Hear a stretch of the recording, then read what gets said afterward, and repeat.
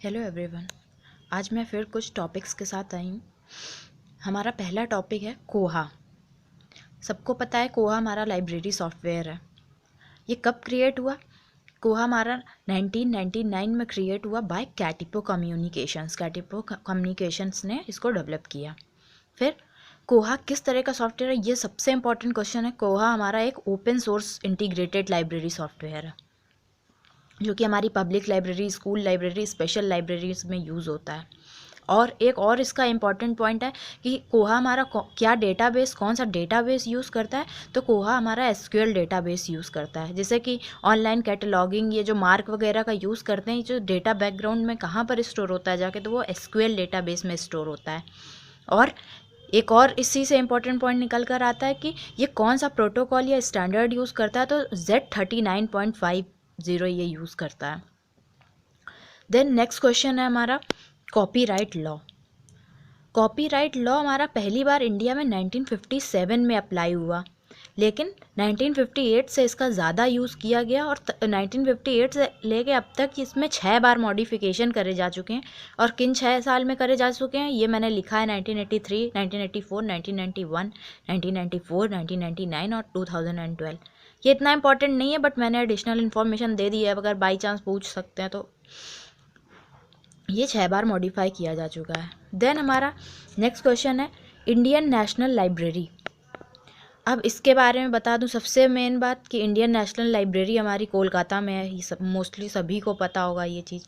अब हमारे Indian constitution में ये किस आर्टिकल में है ये भी पूछा जा सकता है कि लाइब्रेरी किस आर्टिकल में है।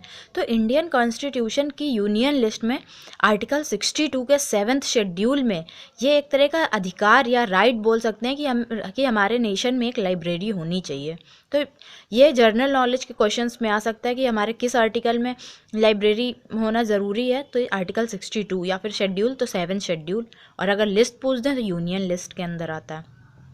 फिर लाइब्रेरी जो हमारी इंडियन नेशनल लाइब्रेरी जो बनी है ये 3 स्टेप से होते हुए बनी है।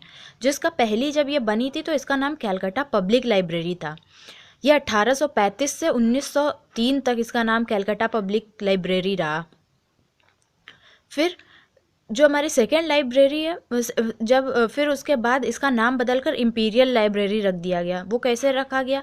जो उस टाइम के तत्कालीन गवर्नर जनरल लॉर्ड कर्जन ने 1899 में लॉर्ड कर्जन इंडिया आए थे, तो उन्होंने जब इसकी हालत देखी तो उन्होंने इसके राइट्स खरीद के इसका नाम इम्पीरियल लाइब्रेरी रख दिया था।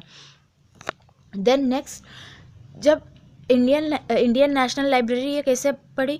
अब जब इसका नाम इम्पीरियल लाइब्रेरी रख दिया गया, ये अच्छे से चल रही थी, लेकिन अब इसको जब ये आगे जैसे नहीं कोई भी चीज़ बढ़ती जाती है तो फिर स्पेस की कमी पड़ गई।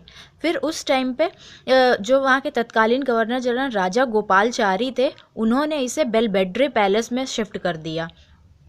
तो फिर 1948 से इसका नाम इंडियन नेशनल लाइब्रेरी पड़ा और ये अब तब से लेके अब तक बेलवेडरे पैलेस में ही स्थित है।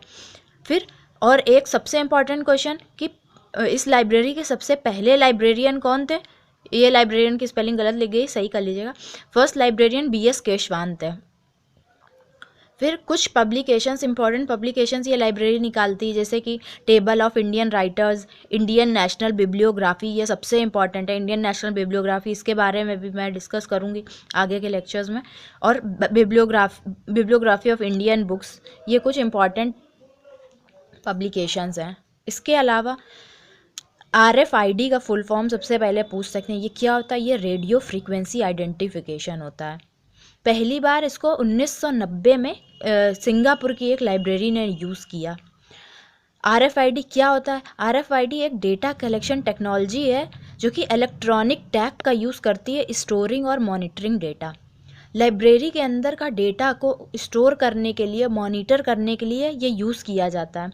अब इसको मैं अपने वर्ड्स में डिफ़ाइन कर दूं, ये जो रेडियो फ्रीक्वेंसी आइडेंटिफिकेशन है ये एक तरह का टैग्स का यूज़ करती है। जो टैग्स होते हैं वो माइक्रोचिप्स के बने हुए होते हैं। और ये जो रेडियो की फ्रीक्वेंसी है इसका एक एंटीना लगा होता है, उससे रेडियो फ्रीक्वेंसी के थ्रू ये पूरा का पूरा जो भी हमारा लाइब्रेरी में डेटा होता है उसको मॉनिटर करते हैं। इसके सबसे बड़ा एडवांटेज ये, लाइब्रेरी में कोई चोरी करके नहीं जा सकता, कोई बुक उठा के नहीं जा सकता, क्योंकि वो सब कुछ मॉनिटर कर रहा होता है। और ये जो हमारे टैग्स होते हैं ये दो तरह के होते हैं, एक एक्टिव टैग होता है, एक पैसिव टैग होते हैं। जो पैसिव टैग होते हैं उनमें बैटरी नहीं होती, उनको चार्ज करना पड़ता है तब चलते हैं।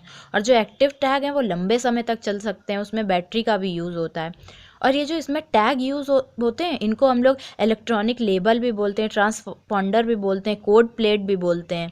और ये जो है RFID की ये जो चिप या टैग हम लोग बोल रहे हैं ये जो है हमारा एंटीना से कनेक्ट करके तब ये रेडियो फ्रिक्वेंसी के थ्रू हमें इंफॉर्मेशन प्रोवाइड करते हैं। तो ये हमारा इसका फुल फॉर्म ज़रूर से याद कर लीजिएगा, radio frequency identification. Okay, thank you.